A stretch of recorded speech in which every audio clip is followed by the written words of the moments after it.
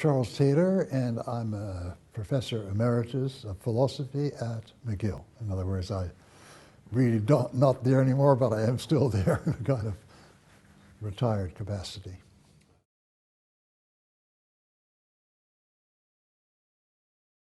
Well, I mean, there's many ways that you can talk about it, but when we talk about pluralism as an important part of the modern society, we're talking about the ability to live together on a footing of equality and reasonable amity of people from very different cultures, different origins, different religions, different outlooks.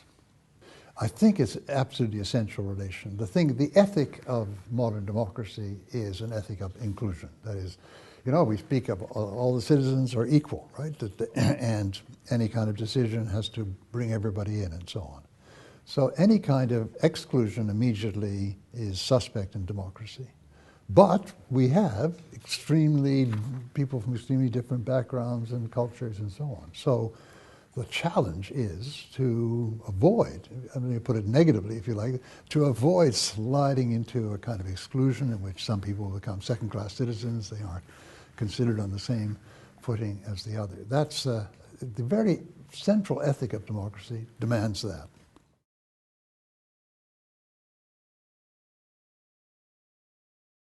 I think one of them is that we've always lived a duality, right? Because there's been French and English. Now, that doesn't sound like a plausible explanation in a way, because that was often lived in a very bad way with a sense of hostility. But I think that we never could quite get a picture of ourselves as a very homogeneous society, right? So when we became even more heterogeneous, which we did in several ways, I mean, immigrants coming from other parts of Europe than Anglo and Franco parts, and then the next phase is in the 60s when immigrants come from anywhere in the world. So as our society became more de facto plural like that, I think we had a possible model therefore, let's take this not as something to be overcome or forced together by assimilation, but and on the other hand, there are people that have resisted this, and they're the same people usually that resisted living the French-English relationship on the basis of equality and so on. But I think, you know, at a certain point, the thing can tip over, and the fact that we had these two. I mean, for instance, if you look at the way it worked out, you know, the bilingualism, biculturalism in the 60s, it caused a big problem in certain parts of Canada. People in Manitoba remember telling me, look, we have many more people of, let's say, German descent than we have of French descent, so why should they have any kind of special privileges? They have a CBC, which is servicing them, etc. And then we tried to explain, and people began to think that maybe there were different dimensions of diversity in Canada, right? And out of that, I guess it didn't have to happen. We were lucky that it happened. We arrived at this kind of understanding we have today of three dimensions of diversity in Canada, which shouldn't get in each other's way. I mean, the one is Aboriginals versus people who come here after Jacques Cartier, and the other is these two great English, Anglophone and Francophone society. And the third is the kind of diversity that comes with immigration. And we sort of sorted that out so that we stopped these different demands interfering with each other. I mean, in other words, we stopped using the relation with Aboriginals as a reason not to address this or vice versa. We made a kind of, I think, very crucial turnaround in our collective understanding. Not everybody agrees, right? There are resistance, but this kind of new model, new image of Canada, I think released us from all sorts of hang-ups we had before and opened up this possibility of what's called multiculturalism in English Canada. It makes me think of the mosaic, that period of time when Canada coined itself as a mosaic. Yeah, that's right. I mean, well, you see, the idea there was opposition, contrast to the United States. We aren't The melting pot was one, was one thing, and the mosaic was another. And, you know, there wasn't all that much difference. I mean, in English Canada, in the States, in the sense that people were, you know, that, and you could speak of America as a mosaic too. As a matter of fact, the melting pot is kind of, melting pot was invented by what was it, Jewish immigrants, drainville and so on.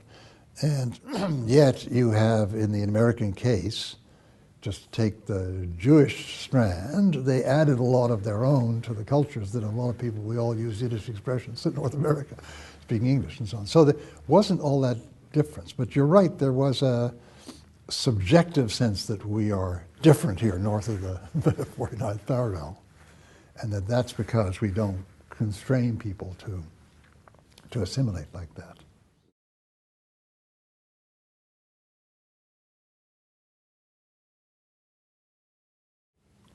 Oh yeah, I mean, I think that's absolutely been the case. We've had these fights from the very beginning, in a sense. The English-French one, there'd be people on both sides. So you had a certain, I mean, what we in Quebec identify with the Orange Lodges, les orangistes, we say in Quebec. You know, there was people at that point thinking mainly on religious terms, Protestant versus Catholic, right? This is a Protestant country, and we've got to keep this Catholic phenomenon to the, you know, its most confined expression. So we had long-term leadership of that kind. And then you had on sort of our side in Quebec, you had very narrow outlook about what it was to be a Quebecer and how they had to be defended and so on. And but regularly there have been people leading from the other side saying that the strength of Canada is that it is different. There's a kind of alliance of difference. So I think we've had these two leaderships working against each other from the very beginning.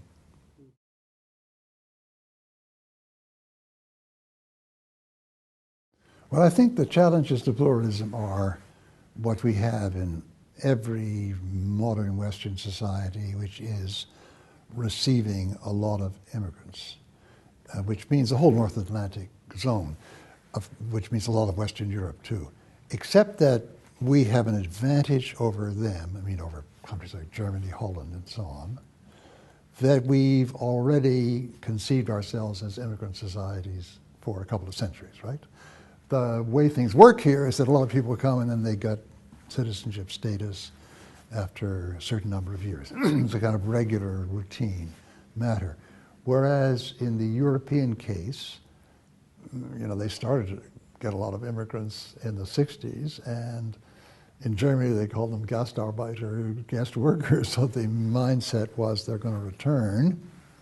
And even the mindset among these immigrants was that they were going to return. You know, make a pile of money and go back to Izmir, open a nice, you know, coffee shop.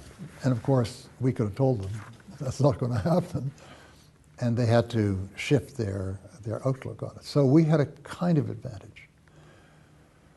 We foresaw what the problems are involved, and we put in place integration measures like, you know, just simple things, making sure that the kids learn either English or French. Where in Germany, you got people in Berlin, Turkish origin, who don't speak perfect German, don't speak perfect Turkish, you know. So they're finally coming to grips with that. But on the other hand, what we weren't proof against was the arrival of people that really provoke kind of worry for our future. Where are we going, or what's going to become of us? I think both sides of the Atlantic are susceptible to feel that, because the diversity is getting more diverse. I mean, there was particularly if you have a society that's always lived with, let's say, Catholics, Protestants, Jews for centuries, and got so used to that. Then arrive Muslims and Hindus and Buddhists and so on, and there's this deep worry. So we find on both sides of the Atlantic now this kind of concern, particularly around Muslims, particularly with the geopolitical situation that's now going on, right? So we weren't necessarily that much wiser than our French and German and Dutch counterparts over there in spite of the fact that we have this tremendously long experience of integrating immigrants.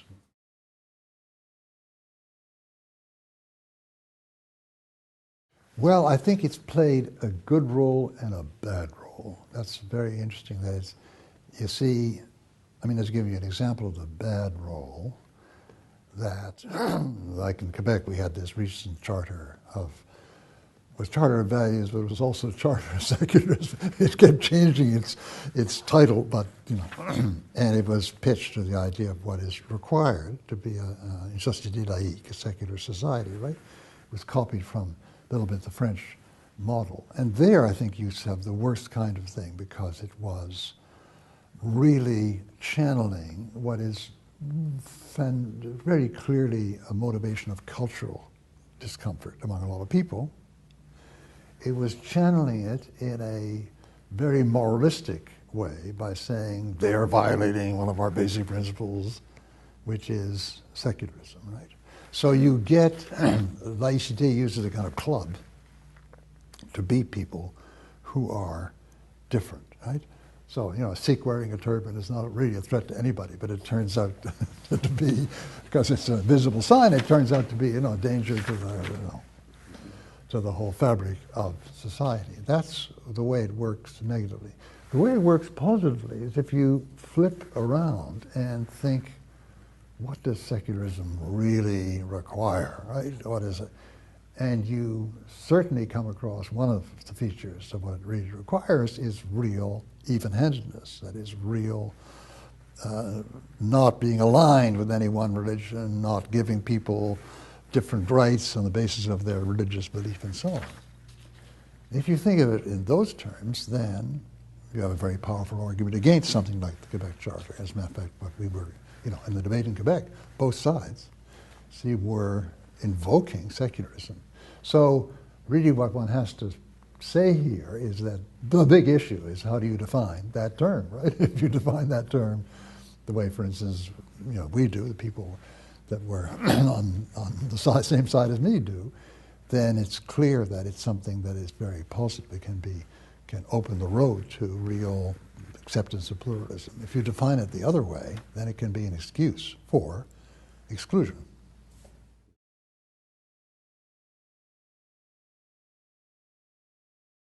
It's not easy. I mean, what it involves, you have to look at the fear. And the fear is they're going to change us, What's going to become of us? Am I going to be able to hand on to my kids, my grandchildren, what's essential for me? And you have to get people to accept, another model of continuity. Where, one of the things is to get people to see, look, even if we didn't let anybody in, the way our culture is going to look in 30 years' time with the kids growing up and making their own choices is going to be very different. Just in Quebec, you don't need to look far to see examples of this, particularly after 1960, right?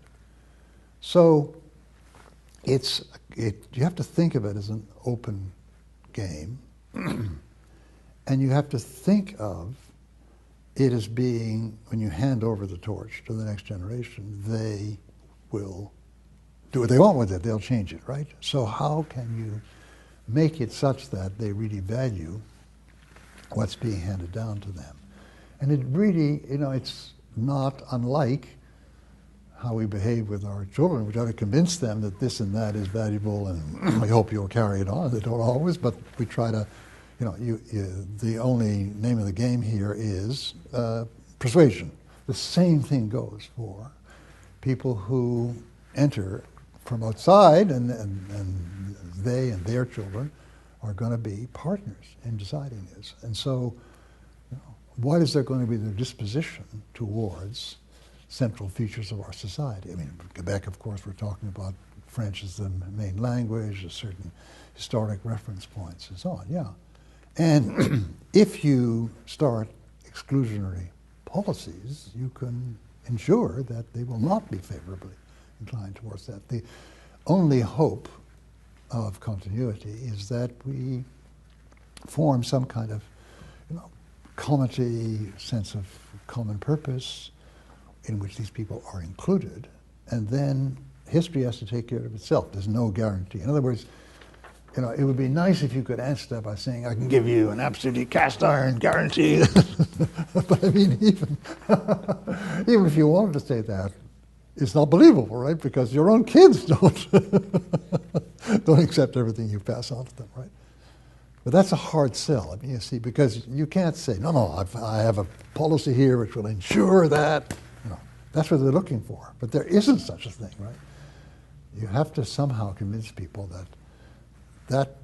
that confidence is never founded. It can never be based on fact. But there's another kind of, act of faith, act of hope in the future that you can make more true, by the way you respond today to these people who are coming from outside.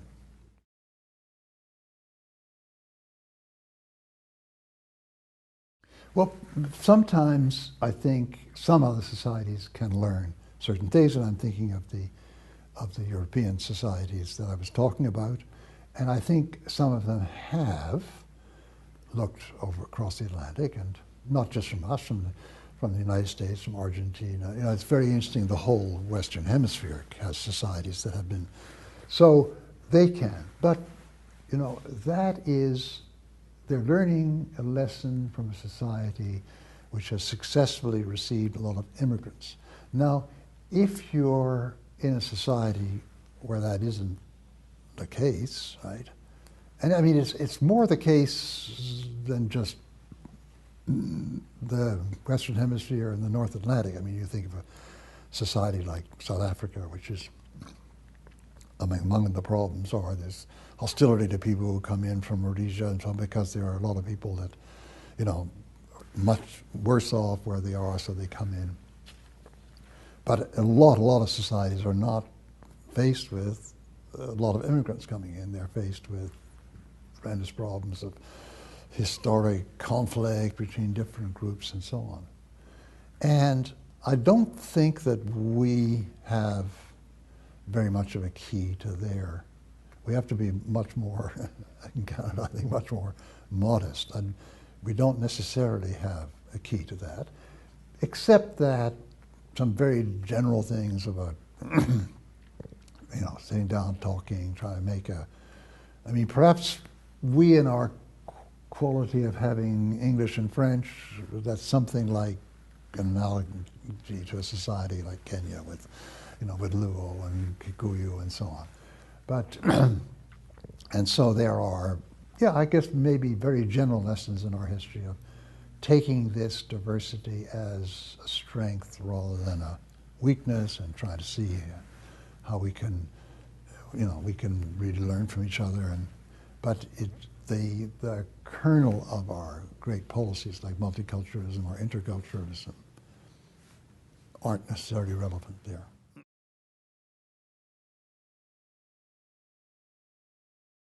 Well, the thing is, what has to happen, and it very often does happen, is that, well, let's start from near. We have this basic ethic which makes our society possible, which is this ethic of we accept each other's difference insofar as it doesn't endanger the ethic itself. I mean, obviously somebody's preaching intolerance, right? No, that makes our particular ethic. I mean, democracy, equality, human rights, non-discrimination, and therefore non-exclusion, right? This is the kernel of the political ethic that our society runs by.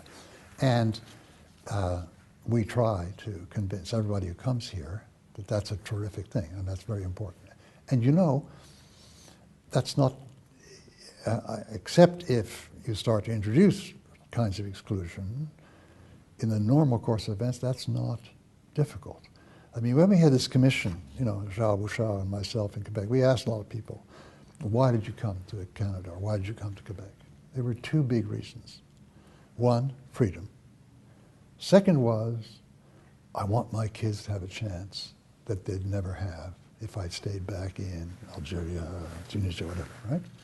So if that happens, I mean, if they're accorded freedom and not, their lives aren't made very difficult, if they can get on and educate their children and so on, they are so happy about this. They feel so positive towards the society that they accept this ethic. Now, if you can ruin that, you can throw a spanner in the works if certain immigrant groups get the sense that we're being systematically discriminated against. I'm thinking of les banlieues parisiennes, you know, these suburbs in Paris and so on, and sort of anger, and then part of that can be developing a counter-identity which is perhaps, you know, challenging or rejecting certain fundamental features of this ethic, right? So the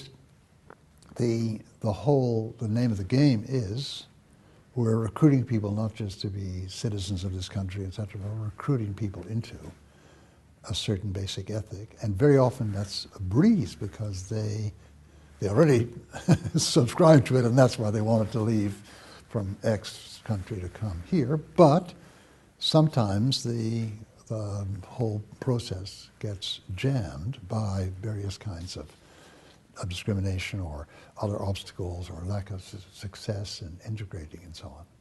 So it's something that you know, the process itself generally ensures will happen, but we have to stop it being in any way damaged or interfered with by by gratuitous divisions.